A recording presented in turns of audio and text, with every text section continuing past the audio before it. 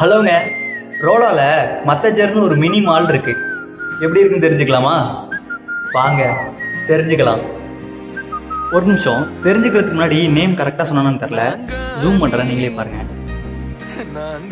உள்ள போனதும் Carrefour super market இருக்கு. மினி மால்லையே பாதி இதுதாங்க.